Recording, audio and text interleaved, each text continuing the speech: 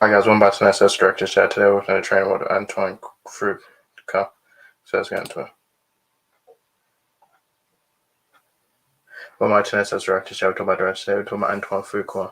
Before we do it, don't forget to subscribe and click the page bell because the algorithm. So I'm going to go through his movies and going to tell how I thought about them to start. So in 1998 we had A Replacement Killers. This was an action film. This was Antoine Fuqua's first movie, and it starred Chow Yun-fat, Mira Sorvino, Michael Rooker, Jurgen Prochnow. It made $39.5 million, $30 million budget. It received mixed reviews. I've not seen this movie. I don't know if it's good or not. In 2000, we had Bait. Now, this was an action comedy film.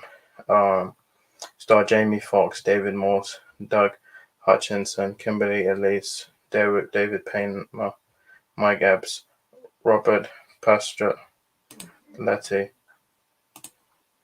Jamie Kennedy. It made $15 million on a $51 million budget. The film was a huge financial loss, and yeah, I've not seen this movie either. Then 2001, we had Training Day. This is a crime thriller film. Starred Denzel Washington, Ethan Hawke, Scott Glenn, Cliff Curtis, Dr. Dre, and Snoop Dogg.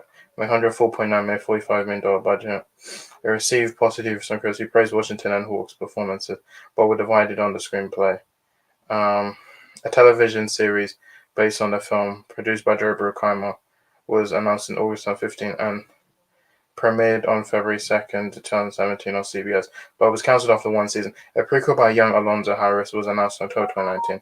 That's currently being developed by Warner Bros. Pictures on February 22, 2022. A prequel titled Training Day, Day of the Riot, starred production in California. That is a good movie. I think this is probably my favorite Antoine Fuqua movie. So Training Day, I remember check it out. It's a good movie. Then 2003 we had Tears of the Sun. This was an action thriller film. This starred Bruce Willis, Monica Bellucci, Cole Hauser, and Tom Skerritt. It made $86.5 million, $100 million budget. And yeah, it was an okay movie. So that's Tears of the Sun. They tell them before we had King Arthur.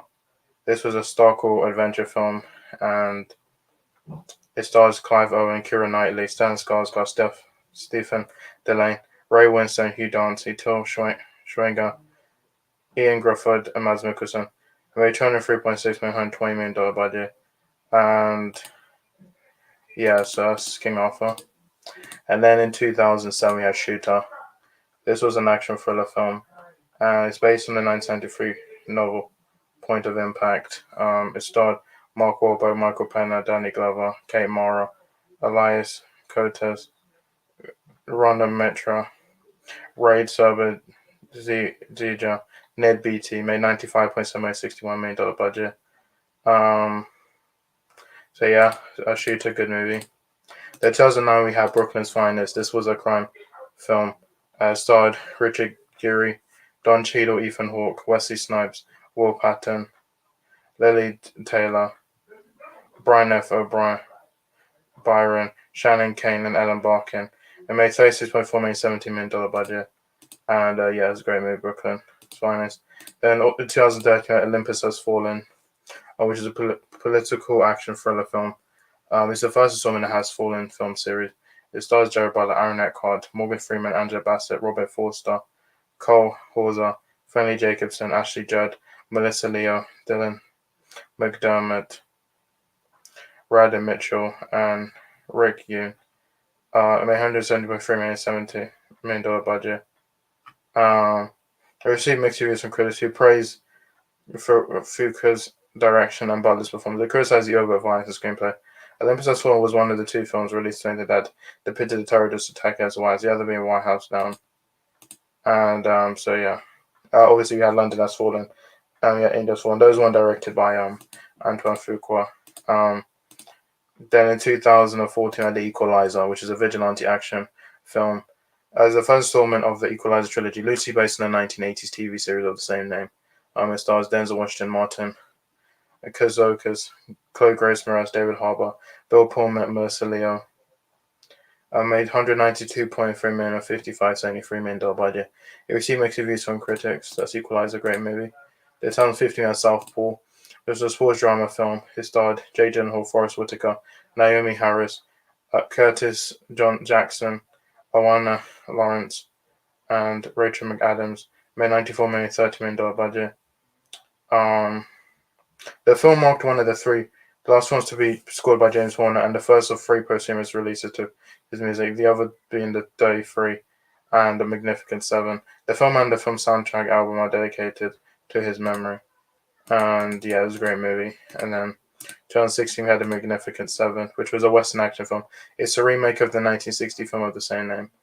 And it starred Denzel Washington, Chris Pratt, Ethan Hawke, Vincent D'Onofrio, Byung-Hun Lee, Manuel Garcia Rofo, Martin Sizemeister, Peter Sarsgaard, and Haley Bennett, and made $162.4 million, $1,907 million budget. It received mixed reviews where the cast acting sequences and the score were praised, but the story and screenplay received criticism. And so yeah, it's Magnificent Seven. Then 2018 had Equalizer 2, which is a vigilante action film. It is a sequel to the 2014 film The Equalizer, which was based on the TV series and the second installment of the Equalizer trilogy. It stars Pedro Pascal, Denzel Washington, Pedro Pascal, Ashton Sanders, Bill Pullman, Melissa Leo, and it made $190.4 million, $62 to $79 million budget. And then in 2021 we had Infinite, which was a science fiction action film. It was based on 2009 novel The Reincarnationist Papers by D. Eric Macarant. It starred Mark Wahlberg, Chiwetel Ejiofor, Sophie Cookson, Jacob Mantzoukas, Rupert Friend, Toby Jones, and Dylan O'Brien. It was released on Paramount Plus. It received negative reviews from critics. It criticized the performance and screenplay, with some comparing on fairy tale films like The Matrix, as Infinite.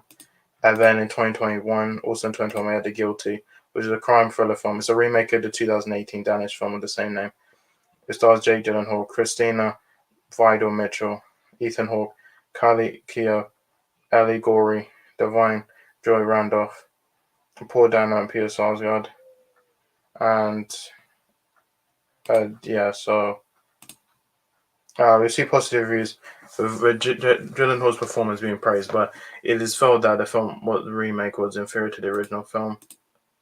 Then in 2022 we had Emancipation, which is a historical action thriller, and it starred Will Smith, Ben Foster, and Charmaine Benoit. And it was released on Apple TV. The film received mixed reviews from critics who praised Smith's performance, but criticized the screenplay and the sounding of real-life events. So that's Emancipation. Finally, in 2023, we're going to have The Equalizer 3, which was an upcoming vigilante action film. It's a sequel to the 2018 film The Equalizer 2, and will serve as the final installment of the Equalizer trilogy, which is loosely based on the TV series of the same name. It stars Denzel Washington, Dakota Fanning, David Denman, Sonia Amar, and Ramo Groening. And this is going to release September 1st, 2023. I'm looking forward to this. And that's pretty much it. That's Antoine Fuqua. I don't think he's made bad like all his movies. That's the training rod, Antoine Fuqua. Guys, don't watch my videos. My next one. Bye.